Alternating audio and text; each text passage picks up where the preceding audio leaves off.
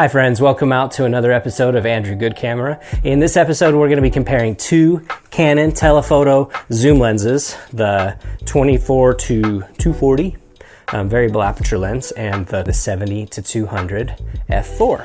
The reason I'm so keenly interested in comparing these two lenses is because I've got kids, and sometimes you just need a really good zoom lens to photograph or video all those kids events.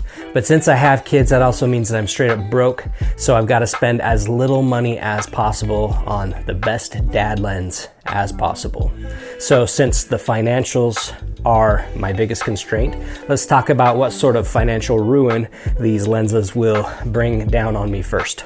Of course, if the white housing and the little red ring is any indication, the 70-200 f4 is not a cheap lens at $1,500 USD, or the cost of 3 college textbooks, which at that price, it makes the much more affordable, but still expensive 24-240 a much more appealing $900 retail. But if you purchase either of these lenses from where I got them, KEH.com, you'll be getting them for a much more wallet-friendly price. As always, we are very excited to partner with KEH for this lens comparison. KEH is a pre-owned camera gear shop with a massive inventory of over 60,000 items.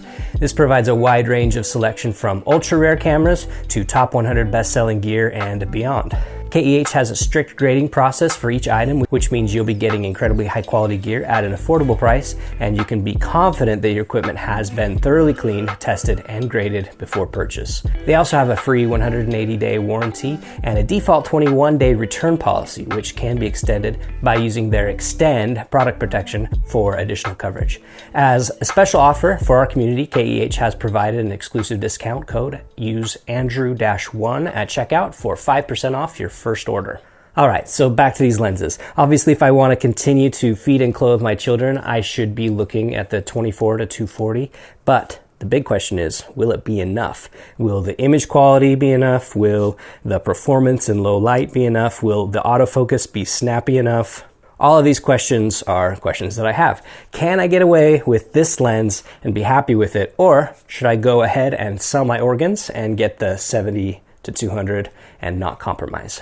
So after price, really the biggest consideration for me is autofocus performance. Now, a lot of people might guess that image quality is the most important factor, but keep in mind that if you plan on capturing anything active with a telephoto lens, like your kids or pets playing ball or birds in flight, or the value of your 401k nosediving, you need a lens that will be able to gain and keep focus on moving subjects accurately. Otherwise, image quality is meaningless. And so I did a number of super scientific tests, sarcasm, photographing my dog running towards me many times with both lenses in medium light. Of course, I was using animal detection in these cases and high-speed burst shooting in RAW.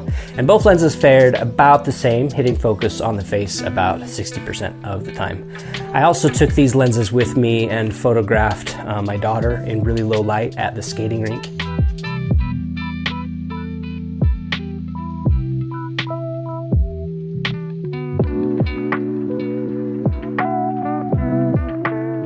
In that case, both lenses did seem to do about the same. With one exception, both lenses tended to want to jump to close focus for some reason every now and then. But because the 70-200 has a focus limiter right here, you can either set it to full or 2.5 meters to infinity. And that was really helpful for keeping focus where it was supposed to be in a distance. And in all my autofocus tests with these lenses, that seemed to really only be the significant difference in the two lenses as far as keeping focus. So now that we know what autofocus looks like, let's take a look at image quality, starting with sharpness. When it comes to sharpness, we'll start with the 70-200, zoomed all the way to 200mm, and we'll compare f4 to f32 to see where it performs better, at the wide end of the aperture or at the narrow end of the aperture. And we can see, indeed, as we hope and expect, that f4 does perform better zoomed in, much sharper than at f32, which is good, what we would expect for a lens like this, where we will be shooting at the f4 aperture more than we would at the narrower apertures. If we do something more moderate, say f11, we do expect and do see that f11 is a bit sharper at the center, f8 is more comparable, so probably f11 is the sweet spot zoomed in, at least at the centers. At the edges, it's a similar story. f4 is much sharper than f32, f16 sharper at f16, and f11 fairly sharp, and then it starts to degrade at f8. Looking now at the 24 to 240, zoomed all the way to the 240mm, and wide open at f6.3, and also stopped down to f32. Comparison is similar, where we're sharper at f6.3, which is again what we'd hoped and expect. When we look to the corners, we do see that the corners aren't great wide open, much better or slightly better at f32. At f16, things are sharper than they are wide open. This lens, again, similar to the 70-200, and also at the corners, f16 tends to do better. f11, similar, maybe slightly better than f16, maybe slightly better. So f11 might be the sweet spot, but at the center, it does pretty well. So now let's compare the lenses to each other wide open in the center. We do see that the 70-200 is slightly sharper at the center, and even though it's an f4 rather than an f6.3, and much sharper, clearer in the corners. So yeah, zoomed in, you're going to get a lot more performance, especially in the corners, but a little bit out of the center with that 70-200.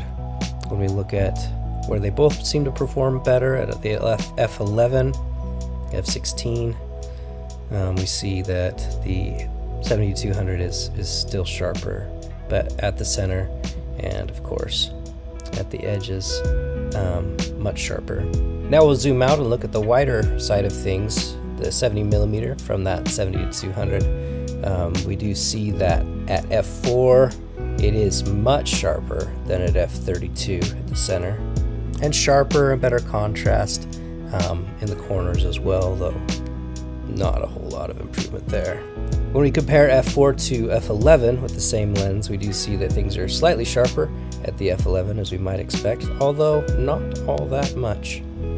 As we look to the corners, we do see that it is sharper in the corners at f11 as we might expect, though I'd say this lens does fairly well wide open, maybe even better wide open than it does zoomed in. Now as we zoom out to the 24mm on the 24 to 240, which is quite the zoom range for this lens, we're looking at f4 and comparing that to f22.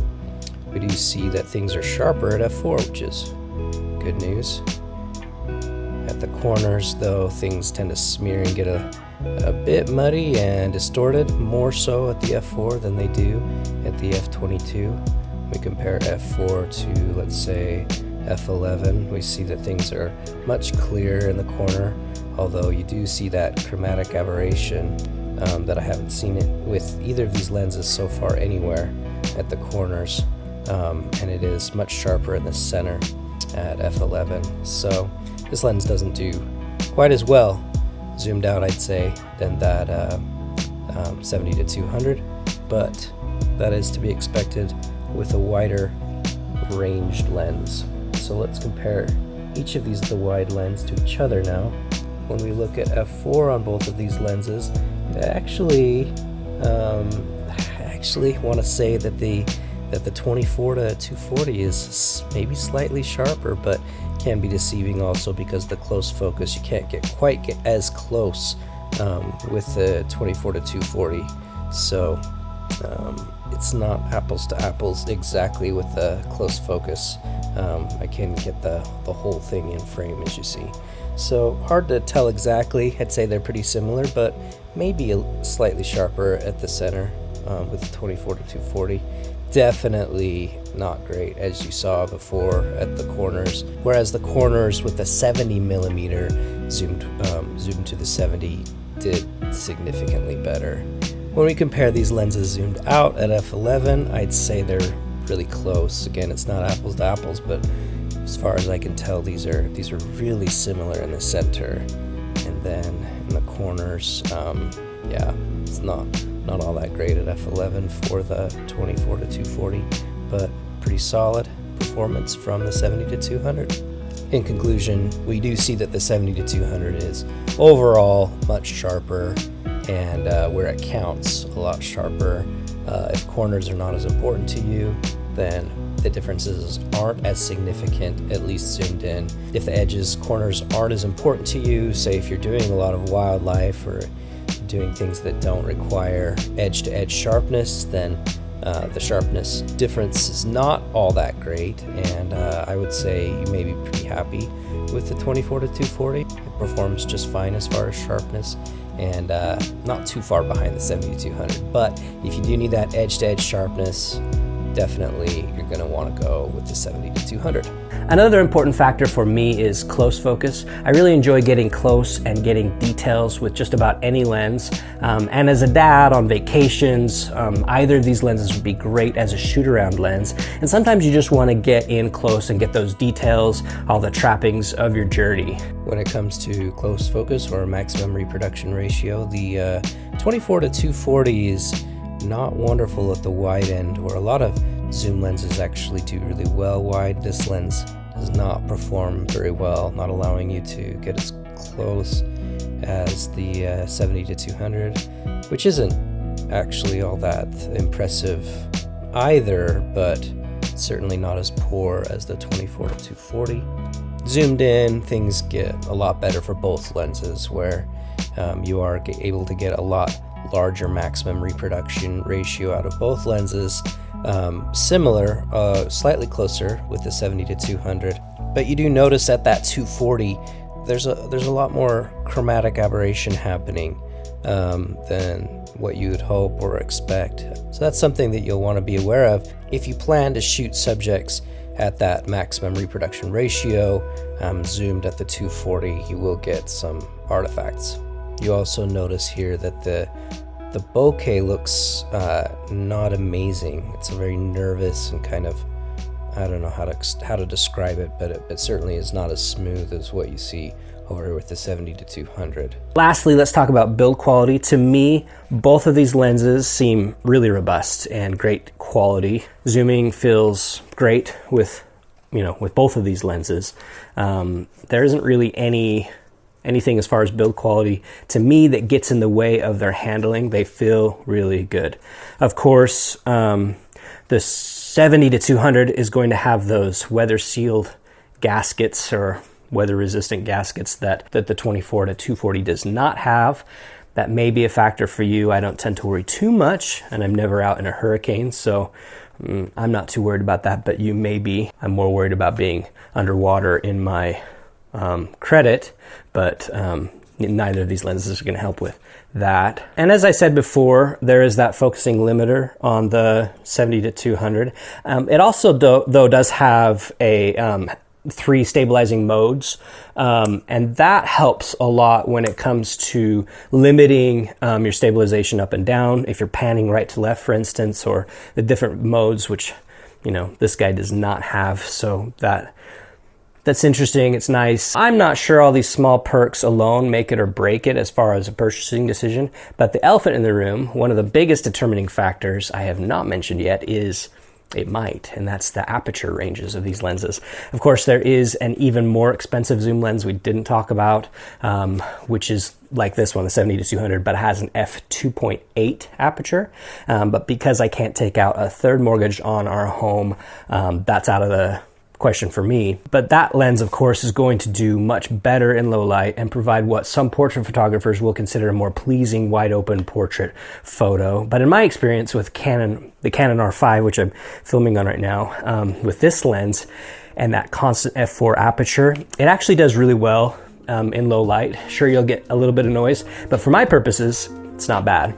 But when you're fully zoomed in with this one, the 24-240, this lens stops down to 6.3, and that's actually not insignificant. It means that you have to crank the ISO values up quite a bit, and the noise starts to become a real distraction. So If you plan to shoot mostly out of doors in good light, that's not much of a concern. However, if you do plan to photograph a lot late at night at ball games or kids on stages, at performances, you may feel inhibited by those higher aperture values. And as painful as it is, you may need to do a few extra rounds of plasma donations to pony up for the white wonder here. On the other hand, the 24 to 240 zoom range is awesome. As a dad photographer, that's an incredible range that allows me to capture anything I'd ever need to capture, from tight places indoor to nosebleed seats at the back of the bleachers. And if it means this is the only lens that I really need to pack around, I think I can handle a little extra noise in the shadows and a little wider depth of field. But then again, I'm not obsessed with shallow depth of field and bokeh like a lot of newer photographers tend to be these days. So if you drink that Kool-Aid, maybe you'll be happier using cloth diapers and getting the more expensive 70 to 200. I'm not judging. But that's all I've got for you for now, my friends. Whatever you decide, remember to do good with your cameras. Also remember that if you want to see these videos early and ad and interruption free, you can join my Patreon and join the fun and get some other perks I may or may not come out with. But you will get early access and you will be able to not have ad interruptions. So join me over there. Thanks for watching. We'll talk to you again real soon.